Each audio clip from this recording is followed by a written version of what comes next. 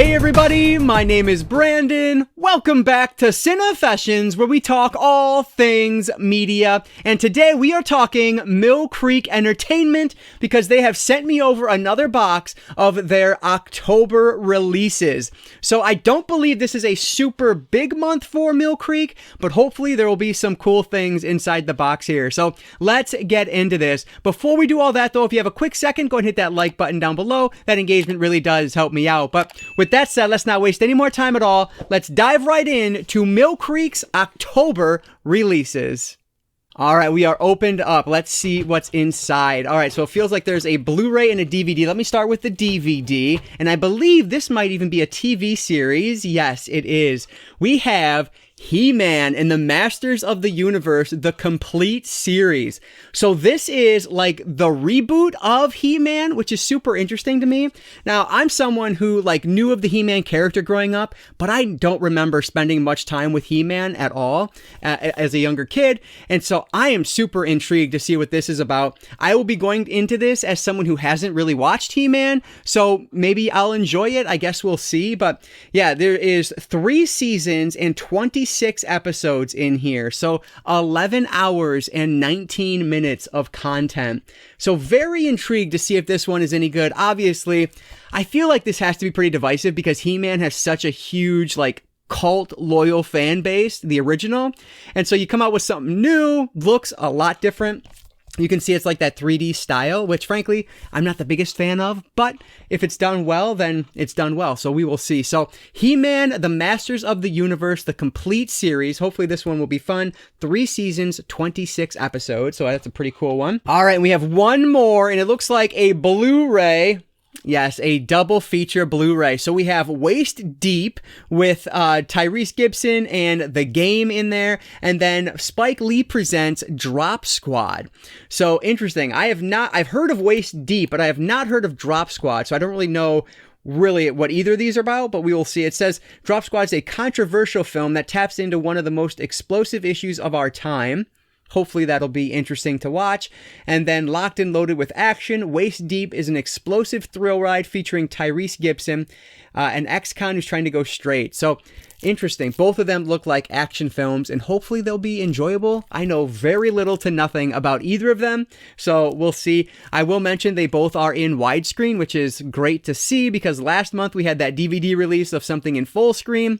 That's not cool. And they both have 5.1 audio tracks. Waist Deep is a DTS HD audio, and then Drop Squad's a Dolby Digital Surround 5.1. So yeah, pretty interesting. So hopefully I'll like those. And He-Man Masters of the Universe. I think what I'm going to do, because there's only 2, I tend to do this when there's only 1 or 2, I'm going to watch some episodes of He-Man and let you know what I think about it, and then I will check out, if not watch both of these movies, I will check them out just to see what the picture quality is like, and to see if there's any special features included, and then I'll check back in a few days to let you guys know my thoughts on these 2 releases. All right, so it's the next day, and I was able to get through some of these, so I wanted to talk about my thoughts on both of these releases. So let me start with He-Man, I guess. So He-Man and the Masters of the Universe, this is actually the Netflix series from 2021, and it's actually surprisingly good. Now, mind you, I'm not someone who ever spent pretty much any time with the original, but after I started watching a couple episodes of this, I actually went to the original series and watched the first 2 episodes there, and it is a very tonally different show. So just because you love the original doesn't mean you're going to like this reboot, and vice versa. If you like the original, doesn't mean you're going to hate this reboot either. This is just for a different audience. This is very clearly aimed at young individuals today, not people that were young back in the 1980s. So just keep that in mind going in. It absolutely will not be for everyone, but I really thought they did a really good job with this. I think the art style is actually fantastic. It's super vibrant and bright, and the DVD looks shockingly good for being a DVD. Now, would this look amazing on Blu-ray or even 4K? Absolutely. It would look so good on either format, especially with 4K with Dolby Vision. Oh man, this thing would be phenomenal. But even as it stands with the DVD, I think they did a pretty darn good job with it. The sound on this, I think, is all right as well. It is just a 2.0 track. I got curious, and so I went to the Netflix version, which did play in Dolby Vision and had a 5.1 audio track. And I honestly, I was, there's one scene in particular where like a jet was flying above or like a spacecraft was flying above. And it didn't sound that much better with the 5.1 streaming on Netflix versus the 2.0 that was available here, at least to my ears. So I don't know that this is that much worse. But yeah, I think it looks shockingly good for a DVD. The show itself, though it is definitely aimed at someone much younger than myself, I think it's cute, it's funny, and I think it kind of captures what they're trying to do with the original well enough, I guess, based on the very little I've spent with the original He-Man. But yeah, so I think it's a pretty decent show for the right audience. I'm absolutely holding on to this because I can see my son loving this in, 3 or 4 years once he gets a little bit older. I really feel like this is something that he would enjoy, much like people maybe a little bit older than me really enjoyed the original. So He-Man and the Masters of the Universe, I think, is pretty well done. Moving over to the Blu-ray here. So I actually ended up watching both of these movies, which I wasn't expecting to do at all. I thought I was just going to pop them in and check the quality on them. But I started with Waist Deep yesterday, and I was hooked right from the beginning. I thought this was a really good start to this film. It really just pulled me in with what was going on. We are following our main character. His name is O2, Oxygen, and that's played by Tyrese Gibson, straight off of like Too Fast, Too Furious. He went to Waist Deep, and he is driving home one day. He picks up his son from school. His son is sleeping in the back seat, and he ends up getting carjacked, and they take his son, and then it's all this gang warfare that he's dealing with in order to get back his son. He ends up with Megan Good's character. They're working together she's trying to escape the pimp that she works for, and he's trying to get his son back. And so they work together. Now, as the film progresses, I think it gets a little bit more ridiculous the further it goes. And frankly, the end of it it felt like a romance film by the end of it, which I was not the biggest fan of. But like, it's a fine movie, above average. I gave this one 3 out of 5 stars.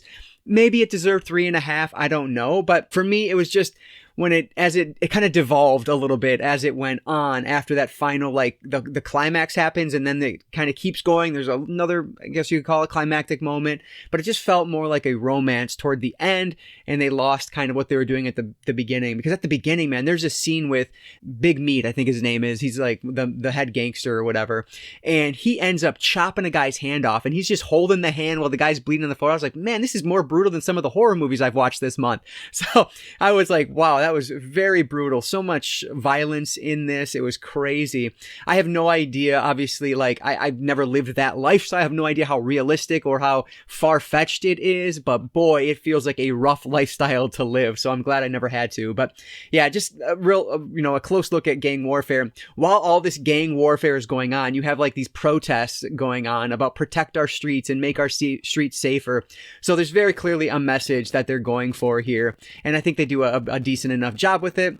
And just like I said, it lost me a little bit by the end, but I enjoyed the story of them trying to get back his son. That said, the Blu-ray quality on this, I think it's probably pretty darn good for most people. I will mention there are moments where it's like an establishing shot over the city, and oh boy, the pixelation there looked really bad on those moments. But outside of that, and frankly, most of that was with the establishing shots. Outside of that, I didn't really notice that at all. And so you do get, a considerable amount of film grain on this, which is supposed to be there, but it is noticeable on this Blu-ray release. Reading some reviews of the original release on Blu-ray, I would bet money this is the exact same transfer, because the reviews I was reading were basically talking about what I was looking at. So I think this is the exact same Blu-ray transfer that was used previously for the standalone release. So Waist Deep was better than I was expecting it to be. Like I said, I was hooked right from the beginning. Not a great film, but pretty darn well done. So that one I gave 3 out of 5 stars, and I think the Blu-ray is definitely worthy. But let's move over to Drop Squad now. So this one is executively produced by Spike Lee, and things I was reading about it, they compared it to Bamboozled by Spike Lee, which is a film I've not seen, but I definitely want to check out. So I don't know if those comparisons are accurate, but multiple people talked about Bamboozled, so there's probably something to that. But anyway, this one, I wasn't really vibing with this at all. Frankly, I didn't even think I was going to finish it. I watched the first half yesterday and said, I'm done. I'm not going to waste my time. I don't really enjoy this, so let's move on. But today I thought to myself, you know what, let's just finish it off. Let's see what the ending is all about. Maybe it'll pick up. And so I finished it today. But yeah, the Drop Squad is basically this like covert group of black men and women who essentially kidnap other black individuals who they feel, like it says in the back here, they have sold out their race for personal gain. So our main character in this one is played by Eric LaSalle, and he is an executive for a marketing company, and he produces these commercials that are incredibly racist and play into black stereotypes. Because of that, he seems to be separating a bit from his family, and so his cousin calls in the Drop Squad to pick him up and kind of, you know, bring him back to his roots, essentially. And so they do that, and there's a line in here that he says that's, you know, instead of holier than thou, he says, you know, your blacker than thou attitude. Get that away from me. Not an exact quote, but something along those lines. And I thought that was very fitting for what's going on here. The whole idea is very interesting, but I don't know that it's executed well. I liked the story of him, our main character, kind of dealing with his past, his relationships with his family, and how he deals with race. There's a very important message in there. He talks about, you know, how he's a safe black man versus, you know, somebody that they're trying to get him to recommend to work who might not be looked at as a safe black man. And so it's just kind of the corporate image of the black man in America. And I thought that was pretty interesting. But the whole Drop Squad thing I thought was so like utterly bizarre and weird. Ving Rhames is like one of the main people in the Drop Squad. Him and the director of Waist Deep, which is Vondi Curtis Hall. He stars in Drop Squad as well. So it's kind of the connection between the two films. But yeah, I don't know. This one, I mean, I don't know. I felt like I wasn't understanding everything they were trying to do with it. I appreciated the message on race they were trying to tackle. I just don't know that it landed as well as they maybe thought it did. So those were just my feelings on Drop Squad, but not my favorite film I've ever seen. I think I gave Drop Squad 2 out of 5 stars. It just, I don't know, I wasn't feeling that one. But that said, the image quality on this one, again, is pretty darn good for what it is. Now, there's a ton of film grain in some shots. Some shots in particular, the film grain is so thick that it's like, whoa, that is crazy. But then the rest of the film is not really like that. So there's just moments of that thick film grain going on there, which again, it's shot on 35 millimeter, so it should be there. It's just some people don't like that. That said, this advertises a Dolby Digital Surround 5.1 track on the back. My player said that the only track available on this was a 2.0 stereo track. So keep that in mind. I don't believe that what's advertised on the back of this for this film is accurate because, like I said, my 4K player simply said that it was a 2.0 audio track. And there wasn't a lot of like special effects and things that I could really feel that surroundness. So I'm guessing the player was right. So just keep that in mind going in. But otherwise, I think it was a fine release in terms of the AV side. So I mean, if either of these sound interesting to you, frankly, Waist Deep might be worth it to you, especially if you're around my age. You know, in 2006, I was finished with high school. It was like my second year of undergrad. And so that was a time I was watching a ton of movies. Waist Deep was one I never saw before. And so that era is fun. And frankly, the early 90s, because Drop Squad is from 1994, and it feels very early 90s too, which is really cool. So, I mean, that aside, if these are movies you're interested in, I think this is a fine Blu-ray to go with in order to get both of these for a cheap price. I think they're only like $12.99 right now on Amazon. So that was my thoughts on this double feature Blu-ray.